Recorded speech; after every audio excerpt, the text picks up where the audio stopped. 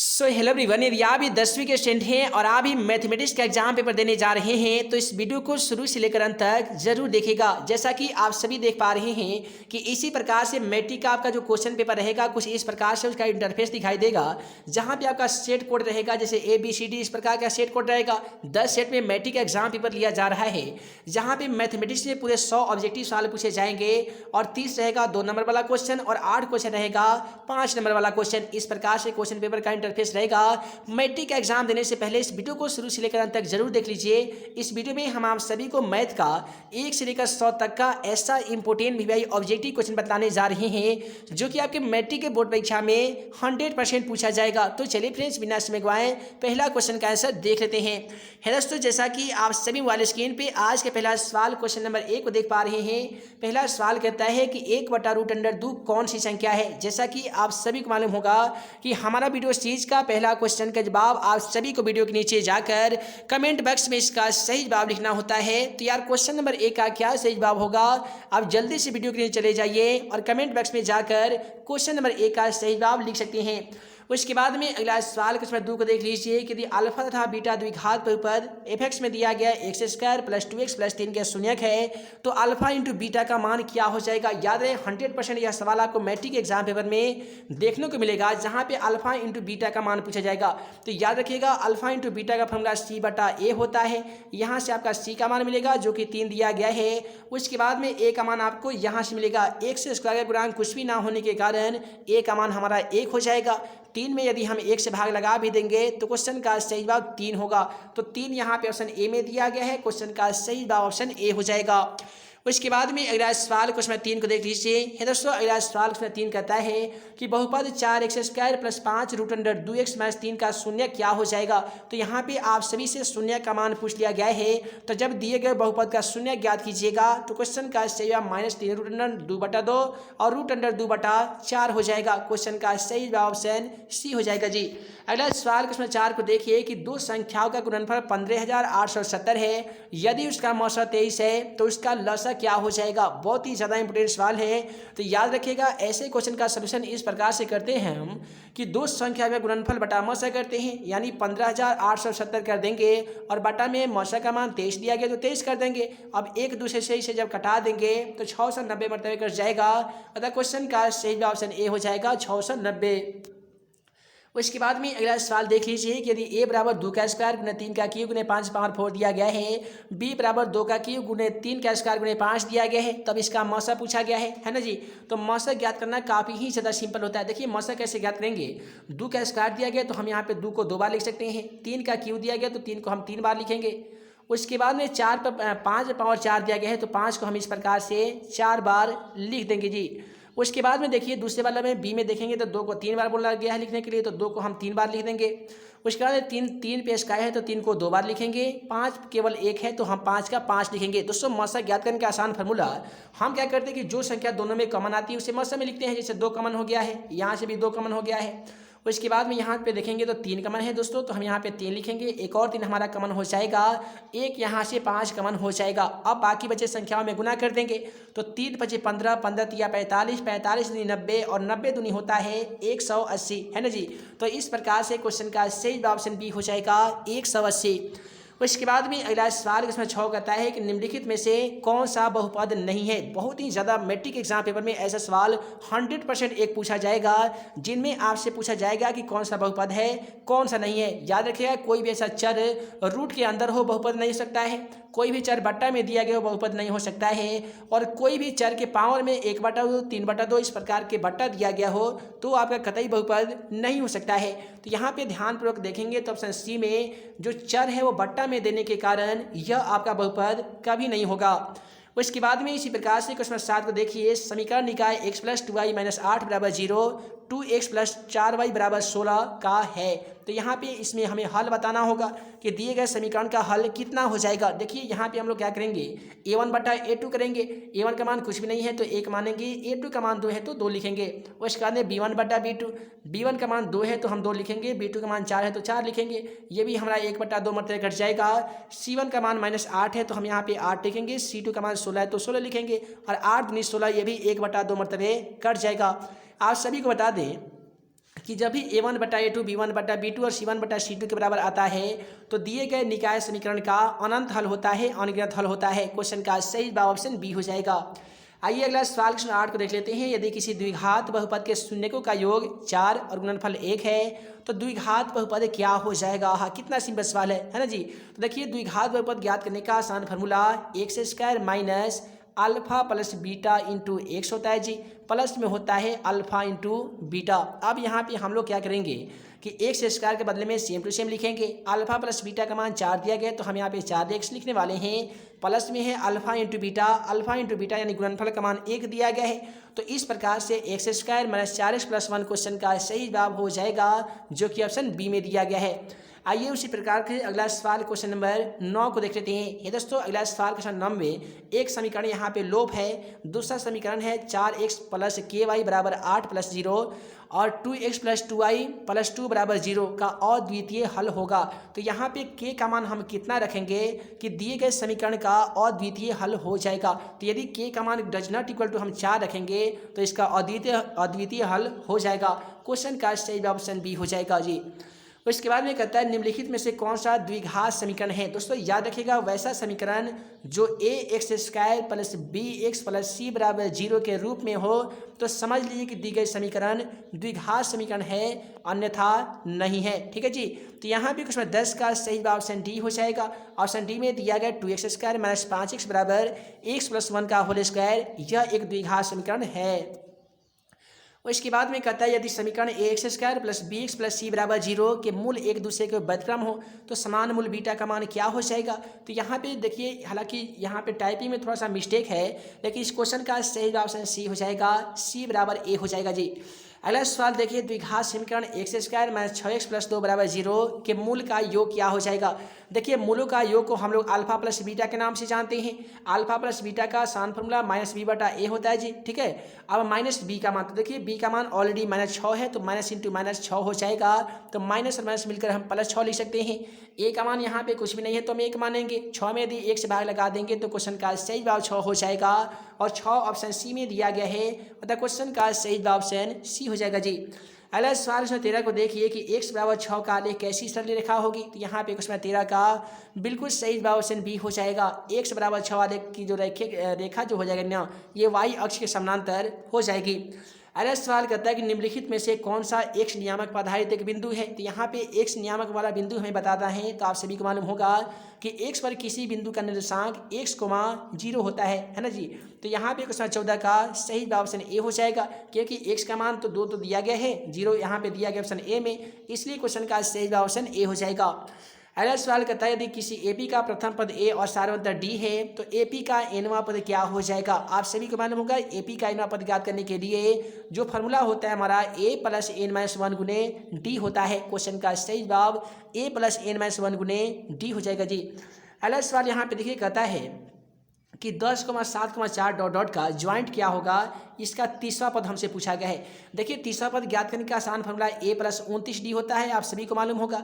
a का मान देख लीजिएगा तो यहाँ पे 10 मिलेगा, तो आपको यहाँ पे 10 लिखना होगा और 29 गुने d का मान। दोस्तों d कैसे ज्ञात करेंगे, तो 7 में से 10 घटा लेंगे। दोस्तों 7 में से 10 घटाएंगे तो -3 जो हमारा होगा वो d का मान हो जाएगा। तो 10 और 29 यहाँ होता है 87, प्लस और माइनस मिलकर माइनस हो जाएगा। अब 10 में से यदि हम 87 को माइनस करेंगे तो क्वेश्चन का सही जवाब -77 हो जाएगा। -77 ऑप्शन बी में दिया गया है, अतः क्वेश्चन का सही जवाब ऑप्शन बी हो जाएगा। अगला सवाल देखिए, समांतर श्रेणी 7, 13, 19 का 20वां पदों की संख्या ज्ञात कीजिए। तो यहाँ पे n का मान आपका 20 हो जाएगा, a का मान 7 है, d ज्ञात कर लीजिएगा और इस क्वेश्चन को सॉल्यूशन कर लीजिए। कमेंट बॉक्स में जाकर क्वेश्चन का सही जवाब लिख दीजिएगा कि सर इसका आंसर इतना आया है। अगला सवाल क्वेश्चन 18 को यहाँ पे देख लीजिए। दोस्तों क्वेश्चन 18 कहता है कि समांतर श्रेणी AP 8, U, 7, 9 का, देखिए हालांकि ये क्वेश्चन मिस्टेक है, ठीक है जी। उसके बाद हम लोग अगला सवाल देखते हैं, बिंदु 4 का -3 की दूरी मूल बिंदु से क्या होगी। मैट्रिक एग्जाम पेपर में 100% एक ऐसा सवाल पूछा जाएगा जहां से आपसे दूरी पूछा जाएगा मूल बिंदु से। तो याद रखिएगा, मूल बिंदु से दूरी ज्ञात करना काफ़ी ही सिंपल होता है। वो होता है x1 का स्क्वायर प्लस x2 का स्क्वायर, या हम लोग ऐसे करते हैं √x1 + x2 का होल स्क्वायर होता है ना जी। तो यहाँ पे x1 का मान देख लीजिए 4 है तो 4 का स्क्वायर करेंगे 16 हो जाएगा। y का मान -3 है तो -3 का स्क्वायर 3 3 9 हो जाएगा। 16 में 9 को ऐड करेंगे तो 25 हो जाएगा। और आप सभी को मालूम होगा 25 का वर्गमूल 5 होता है ना जी। तो क्वेश्चन का सही जवाब 5 हो जाएगा। 5 ऑप्शन बी में दिया गया है, अतः क्वेश्चन का सही जवाब ऑप्शन बी हो जाएगा जी। अगला सवाल क्वेश्चन यहाँ पे 20 को देख लीजिए, कहता है sine 65 degree minus cos sine square 65 plus cos square 25 degree का मान क्या हो जाएगा जी। देखिए हम क्या करेंगे कि साइन स्क्वायर 65 डिग्री दिया गया है तो लिखेंगे साइन स्क्वायर इंटू 90 में से यदि 65 घटाएंगे तो 25 बचेगा। उसके बाद में यहाँ पे साइन स्क्वायर 25 है तो लिखेंगे साइन स्क्वायर 25। देखिए sine square into 90 minus theta बराबर एक कॉस स्क्वायर थीटा होता है, यानी कॉस स्क्वायर 25 हो जाएगा। और यहाँ पे हो जाएगा साइन स्क्वायर 25। आप सभी को बता दें कि एक फार्मूला आता है sine square theta plus cos square theta का मान 1 होता है ना जी। तो क्वेश्चन का सही जवाब 1 हो जाएगा। 1 यहाँ पे ऑप्शन ए में दिया गया है, क्वेश्चन का सही जवाब 1 होगा। उसके बाद में कहता है बिंदु 3,0 और -5,4 को मिलाने वाली रेखाखंड के मध्य बिंदु का नियामक क्या हो जाएगा। देखिए एक सवाल 100% पूछा जाएगा जहां से आपसे मध्य बिंदु का नियामक पूछा जाएगा। तो याद रखिएगा मध्य बिंदु का नियामक x1 प्लस x2 बटा 2 होता है। x1 का मान 3 है, x2 का मान -5 है, तो 3 प्लस और माइनस के बदले में ये -5 हो जाएगा, बटा 2 कर दीजिए। y1 का मान 0, y2 का मान 4 है, इसमें भी आप बटा 2 कर दीजिए। 3 में से 5 घटेगा तो -2 हो जाएगा। -2 में यदि 2 से भाग लगाइएगा तो 1 हो जाएगा जो कि माइनस में होगा। 0 में 4 को ऐड कीजिएगा, 4 में 2 से भाग लगा दीजिएगा तो 2 मरते कटेगा तो -1,2। क्वेश्चन का सही जवाब ऑप्शन बी हो जाएगा -1,2। अगला सवाल करता है बिंदु -3,5 में भुज का मान क्या हो जाएगा। 100% एक ऐसा सवाल देखने को आपको मिलेगा जहां से पूछा जाएगा कि भुज का मान क्या हो जाएगा तो कोटि का मान क्या हो जाएगा। जब भी भुज का मान पूछा जाएगा तो पहला वाला आंसर हो जाएगा जैसे -3। कोटि का मान पूछा जाता तो क्वेश्चन का सही जवाब 5 हो जाता है। हालांकि यहाँ पे भुज का मान पूछा गया है इसलिए क्वेश्चन का सही जवाब ऑप्शन बी हो जाएगा जी। अगला सवाल क्वेश्चन नंबर 23 को देखिए कि द्वितीय चतुर्थांश में बिंदु के नियामक हो जाएंगे। तो याद रखिएगा द्वितीय चतुर्थांश में किसी बिंदु का नियामक कितना होता है जी। उम्मीद है आप सभी को मालूम होगा। द्वितीय चतुर्थांश का संकेतक जी पहले माइनस होगा बाद में प्लस होगा। तो आपका दोनों जो प्लस में हो तो प्रथम पाद होता है, दोनों माइनस में हो तो तृतीय होता है। पहले प्लस बाद में माइनस हो तो चतुर्थ होता है। लेकिन ऑप्शन बी में दिया कि पहले माइनस बाद में प्लस, तो पहले माइनस बाद में प्लस होता है द्वितीय में। क्वेश्चन का सही जवाब ऑप्शन बी हो जाएगा। अगला सवाल क्वेश्चन 24 को देखिए किसी त्रिभुज के शीर्ष का नियामक -3,0, 5 का -2 और -8,5 है तो केंद्र का निर्देशांक क्या हो जाएगा। दोस्तों केंद्र का निर्देशांक ज्ञात करने का आसान फार्मूला x बराबर x1 plus x2 plus x3 बटा 3 होता है ना जी। तो x1 का मान -3 दिया गया है, प्लस x2 का मान 5 दिया गया है, x3 का मान -8 दिया गया है। तो हम यहाँ -8 लिखेंगे, बटा 3 कर लेंगे। देखिए -3 और +5 मिलकर आपका 2 हो जाएगा। 2 में से 8 घटेगा तो -6 हो जाएगा। यदि 3 मरतबे कटा दीजिएगा तो -2 मरतबे ये कट जाएगा। तो पहला का आंसर -2 आ गया है। बाद वाला देखिए 0 में 2 ऐड कीजिएगा तो -2 हो जाएगा। -2 और +5 मिलकर -3 हो जाएगा। -3 को यदि 3 से कटा दीजिएगा तो 1 हो जाएगा। इस प्रकार से क्वेश्चन 24 का सही जवाब ऑप्शन बी हो जाएगा जी। इसके बाद में देखिए यदि त्रिभुज ABC के समकोण त्रिभुज इसमें कोण C बराबर 90 डिग्री है तो sine cos A plus B का मान क्या हो जाएगा। देखिए याद रखिएगा cos में A और B का मान हमसे पूछा गया है, यानी cos में 90 डिग्री का मान हमसे पूछ लिया गया है। तो यहाँ पे क्वेश्चन 25 का सही जवाब ऑप्शन ए हो जाएगा 0, क्योंकि साइन में 90 डिग्री का मान 0 होता है और साइन में 0 डिग्री का मान भी 0 होता है। अगला सवाल करता है कि 28 सेमी व्यास वाले वृत्त की परिधि क्या हो जाएगी। तो यहाँ पे व्यास का मान 28 सेमी दिया गया है। परिधि ज्ञात करने का आसान फार्मूला 2πr होता है, तो r रहेगा तब ना परिधि निकालिएगा। तो सबसे पहले r ज्ञात कर लीजिए। r का फार्मूला d/2 होता है। d का मान दिया गया है 28, तो आपको यहाँ पे 28 बटा 2 कर देना है। तो इसे कर दीजिएगा तो ये 14 मरतबे आपका कट जाएगा, तो यहाँ पे 14 हो जाएगा है ना जी। तो अब यहाँ पे 2 गुने पाई का मान लिखेंगे 22/7, r के बदले में हम 14 लिख देंगे। 7 दूनी 14, ये 7 मरतबे कट जाएगा। अब 22 दूनी 44 जाएगा और 44 में गुना करना होगा हमें 7 से। देखिए हम कैसे किए हैं, तो 14 दूनी 28, 7 दूनी 14, यहाँ पे थोड़ा सा मिस्टेक हो गया है। 7 दूनी 14, ये 2 मरतबे कटेगा तो 22 दूनी 44 है, 44 दूनी कितना हो जाएगा, तो 88 होगा है ना जी। तो क्वेश्चन का सही ऑप्शन बी हो जाएगा जी 88 सेमी। अगला सवाल यहाँ पे क्वेश्चन नंबर 28 को देख लीजिए। कहता है कि tan थीटा गुने cot थीटा का मान क्या होता है। तो याद रखिएगा tan थीटा गुने cot थीटा का मान 1 होता है। क्वेश्चन का सही ऑप्शन बी हो जाएगा 1। उसके बाद में इसी प्रकार से अगला सवाल यहाँ पे क्वेश्चन नंबर हम लोग ये सब थोड़ा क्वेश्चन जो है वो मिस्टेक है, टाइपिंग मिस्टेक किया गया है। अगला सवाल 32 क्या कहता है कि √3 tan थीटा बराबर 3 हो तब थीटा का मान क्या हो जाएगा। तो आपको क्या करना होगा कि केवल आप ऐसा लिखिएगा, लिख दीजिएगा कि tan 2 थीटा बराबर 3 और √3 गुना में है तो भाग में कर दीजिए। उसके बाद में 2 यहाँ से गुना में है तो भाग में हो जाएगा। तो tan में 1/√3 कितना का मान होता है जी। तो आप कहेंगे सर 30 डिग्री का मान होता है। क्वेश्चन का सही जवाब ऑप्शन बी होगा। अगला सवाल करता है कि साइन इंटू 90 माइनस थीटा बराबर क्या होता है। तो cos थीटा होता है। क्वेश्चन का सही जवाब ऑप्शन डी हो जाएगा। आर त्रिज्या वाले वृत्त में थीटा त्रिज्या खंड का क्षेत्रफल क्या हो जाएगा। तो याद रखिएगा पाई आर स्क्वायर थीटा बटा 360 ये होते हैं त्रिज्या खंड का क्षेत्रफल। तब पाई स्क्वायर थीटा बटा 360 ऑप्शन डी में दिया गया है। अतः क्वेश्चन नंबर 34 का सही जवाब ऑप्शन डी हो जाएगा जी। उसके बाद में अगला सवाल करता है कि यदि किसी वृत्त का जो वृत्त के क्षेत्रफलों का अनुपात 9:4 है तो वृत्त के परिधियों का अनुपात क्या हो जाएगा। तो यहाँ पे 135 का सही जवाब ऑप्शन ए हो जाएगा, क्योंकि जब भी क्षेत्रफल का अनुपात 9:4 दिया गया है तो इसमें आपको रूट लगा देना होगा, है ना जी। तो 9 का वर्गमूल 3 होता है, 4 का वर्गमूल 2 होता है, तो 3:2 ऑप्शन ए में दिया गया है। अतः क्वेश्चन का सही जवाब ऑप्शन ए हो जाएगा। अगला सवाल क्वेश्चन 39 को देख लीजिए। किसी शंकु के आधार की त्रिज्या 5 सेमी है, उसकी ऊंचाई 12 सेमी है, तो वक्रपृष्ठ का क्षेत्रफल क्या हो जाएगा। दोस्तों वक्रपृष्ठ का क्षेत्रफल काफ़ी ही सिंपल होता है। तो शंकु का वक्रपृष्ठ का क्षेत्रफल जानते हैं क्या होता है। वो होता है पाई आर एल होता है। जहाँ पे पाई का मान तो आपको बैठाया नहीं है। आर का मान 5 से में दिया गया है, एल का मान 12 है, तो 12 में 5 से न कर दीजिए तो 12 × 60 और 60 में पाई से न खींचेगा तो 60 पाई हो जाएगा। इस प्रकार से क्वेश्चन नंबर 39 का सही जवाब ऑप्शन ए हो जाएगा 60 पाई। उसके बाद में अगला सवाल यहाँ पे क्वेश्चन 40 को देख लीजिए। क्वेश्चन 40 कहता है यदि किसी घन की भुजा 5 सेमी है तो घन का संपूर्ण पृष्ठ का क्षेत्रफल क्या हो जाएगा जी। देखिए घन का संपूर्ण पृष्ठ का क्षेत्रफल वह होता है 6 गुने भुजा का स्क्वायर। 6 गुने भुजा का स्क्वायर होता है। तो 6 गुने भुजा का मान 5 दिया गया है, तो 5 का स्क्वायर खींचिएगा तो 25 जाएगा। 25 में 6 से ना कर लीजिए। क्वेश्चन का सही जवाब कितना जाएगा। 6 × 30 यानी 150 से ना होगा। तो क्वेश्चन नंबर 40 का सही जवाब ऑप्शन ए हो जाएगा 150 सेमी स्क्वायर। उसके बाद में देखिए प्रथम 20 प्रकृत संख्याओं का योग क्या हो जाएगा जी। तो यहाँ पे प्रथम 20 प्रकृत संख्या का योग हमसे पूछा गया है। तो डायरेक्ट क्या कीजिएगा कि 20 दिया गया ना प्रथम 20 प्रकृत संख्या का योग, तो 20 का स्क्वायर कर दीजिए। तो 20 का स्क्वायर कीजिएगा तो कितना जाएगा जी 400 हो जाएगा। यानी प्रथम 20 प्रकृत संख्या का योग क्या हो जाएगा तो 400 हो जाएगा। क्वेश्चन का सही जवाब ऑप्शन सी हो जाएगा। अगला सवाल ये भी याद रखिए 100% एक सवाल देखने को इस प्रकार से मिलेगा जहाँ पे आपसे बहुलक का मान पूछा जाएगा। तो वैसी संख्या जो बहुलक, देखिए बहुलक किसको कहते हैं, कोई ऐसी संख्या जो सबसे ज़्यादा बार आंकड़े में आती हो उसे बहुलक कहते हैं। इस आंकड़े में 4 बार 3 आया है, 4 बार ज़्यादा बार आने वाली कोई अन्य संख्या नहीं है। अतः क्वेश्चन का सही ऑप्शन बी हो जाएगा 3। अगला सवाल करता है ए और बी का समानांतर माध्य क्या हो जाएगा। देखिए ए और बी का समानांतर माध्य क्या करेंगे ना, तो फॉर्मूला हमारा तो सिग्मा एक्स बटा एन होता है। सिग्मा एक्स का मतलब होता है जितने भी समानांतर माध्य ज्ञात करना हो सबको जोड़ लेते हैं। जैसे ए + बी को जोड़ लेंगे और बटा में कितनी संख्या है तो 2 है, तो 2 से भाग लगा देंगे। क्वेश्चन का सही जवाब a + b बटा 2 हो जाएगा। a + b बटा 2 ऑप्शन बी में दिया गया है। क्वेश्चन का सही जवाब ऑप्शन बी हो जाएगा जी। अगला सवाल कहता है किसी ब्रह्मवर्ता सारणी का माध्य और बहुलक क्रमशः 28 और 16 है तो माध्यिका क्या हो जाएगा। तो यहाँ पे एक फॉर्मूला आता है 3 गुने माध्यक माइनस 2 गुने माध्य होता है। तो यहाँ पे माध्यक का मान भी दिया गया है, सॉरी माध्यक का मान नहीं है, बहुलक का मान दिया गया है और माध्यिका का मान दे दिया गया है। इसी फॉर्मूला के माध्यम से ज्ञात कर लीजिएगा और क्वेश्चन का सही जवाब ऑप्शन सी हो जाएगा 24 सेमी।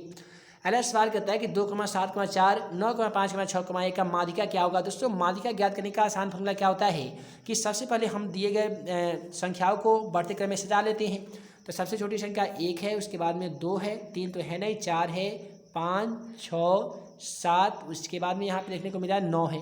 तो 3 इधर संख्या हो गया, 3 इधर संख्या हो गया, बीच में बचे 5। अतः हम कह सकते हैं कि दिए गए क्वेश्चनों का बहुलक का जो आंसर हो जाए, माध्यिका का जो आंसर हो जाएगा वो 5 हो जाएगा, है ना जी। या आप ऐसे ज्ञात कर सकते थे n + 1/2। तो n + 1/2 करते तो 3 3 6 1 7 हो जाता और 7 में 1 को ऐड करते बटा 2 कर देते तो 7 और 1 8/2 कट के 4 हो जाता। तो हम गिनेंगे 4 नंबर में कौन सी संख्या है तो 1 2 3, 4 नंबर में 5 है। अतः हम कह सकते हैं क्वेश्चन का सही जवाब ऑप्शन बी हो जाएगा 5। अगला सवाल करता है निम्नलिखित में से कौन सी घटना की प्रयोक्ता नहीं हो सकती है। ये भी जान लीजिए 100% एक ऐसा सवाल पूछा जाएगा जहां से आपसे पूछा जाएगा कि किस घटना की प्रयोक्ता नहीं हो सकती है। तो याद रखिएगा कोई भी ऐसा प्रयोक्ता, कोई भी ऐसा संख्या जो 1 से बढ़कर हो उस घटना की प्रयोक्ता नहीं हो सकती है। तो ऑप्शन ए ही में दिया गया 1.5 जो 1 से 0.5 ज़्यादा है तो इस घटना की प्रयोक्ता नहीं होगी। बाकी 3/5 0.03 25% का प्रयोक्ता का मान हो जाएगा। लेकिन ऑप्शन ए में दिया गया 1.5 इस घटना की प्रयोक्ता नहीं होगी। अगला सवाल कहता है निश्चित घटना की प्रत्येकता कितनी होती है। 100% ये सवाल देखने को मिलेगा। याद रखिएगा कि निश्चित घटना की प्रत्येकता 1 होती है और निश्चित घटना की प्रत्येकता 0 होती है। उसके बाद में 48 नंबर सवाल कहता है एक ठोस गोले जिसकी त्रिज्या 9 सेमी है पिघलाकर एक बेलन बनाया गया है जिसकी त्रिज्या 9 सेमी है, तो बेलन की ऊंचाई ज्ञात कीजिए। तो यहाँ पे बेलन की ऊंचाई ज्ञात कर लीजिएगा। क्वेश्चन का सही बात 3 चौका 12 सेमी आ जाएगा। उसके बाद में कहते हैं यदि किसी ऊर्ध्वाधर स्तंभ की ऊंचाई उसकी जमीन पर छाया की लंबाई के बराबर है तो सूर्य का उन्नयन कोण क्या हो जाएगा। तो यहाँ पे क्वेश्चन का सही जवाब ऑप्शन डी हो जाएगा, क्योंकि किसी ऊर्ध्वाधर स्तंभ की ऊंचाई और जमीन पर छाया की लंबाई कब होगा, जब उसका कोण का मान 60 डिग्री होगा।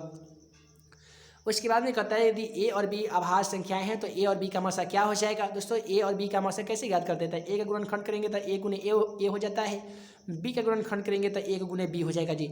दोनों में आपका मिलने वाली संख्या 1 है तो हम कह सकते हैं इसका मौसा कितना हो जाएगा, 1 हो जाएगा। उसके बाद में इसी प्रकार से 51 नंबर सवालों को देख लीजिए। ए और बी भाजक बी के लिए ए बराबर बी क्यू प्लस आर में शेषफल आर के लिए कौन सा संबंध सत्य है। तो यहाँ पे संबंध बताना होगा। क्वेश्चन का सही ऑप्शन सी हो जाएगा। उसके बाद में कहता है द्विघात समीकरण 2x² - 6x + 7 में मूलों की प्रकृति क्या हो जाएगी। दोस्तों मूल की प्रकृति ज्ञात करने के लिए एक सवाल 100% देखने को मिलेगा।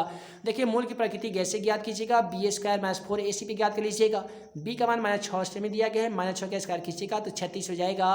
4 गुने a का मान 2 है, c का मान 7 है तो 7 दूनी 14 चौका ये 56 हो जाएगा। आप क्या कीजिएगा 36 में से 56 घटाइएगा तो माइनस में से आएगा। जब भी माइनस में से आएगा तो याद रखिएगा कि मूल वास्तविक असमान हो नहीं बल्कि मूल काल्पनिक हो जाएगा, अवास्तविक हो जाएगा। क्वेश्चन का सही ऑप्शन सी हो जाएगा। तो दोस्तों वीडियो लंबी ना हो जिस कारण मैं इस वीडियो को यहीं पेड करता हूं। आशा करते हैं कि आज के इस वीडियो में जितने भी क्वेश्चनों का सलूशन हम आप सभी को बता पाए हैं वो सभी के सभी क्वेश्चन आप सभी को समझ में आ ही गया होगा। है दोस्तों वीडियो पसंद आया हो तो वीडियो को लाइक कीजिए, जमकर इस वीडियो को शेयर कीजिए। नए होंगे चैनल पर तो चैनल को सब्सक्राइब कर लीजिए ताकि ऐसे ही आने वाली हर 10वीं कक्षा का इंपोर्टेंट क्वेश्चन का वीडियो आप सभी को मिल सके और आप हमारे द्वारा बनाए गए तमाम वीवीआई क्वेश्चन का वीडियो सबसे पहले देख सके। तो है दोस्तों हम जल्द मिलेंगे अगले वीडियो में नए वीवीआई क्वेश्चन के साथ। तब तक के लिए आप सभी को वीडियो देखने के लिए बहुत बहुत धन्यवाद।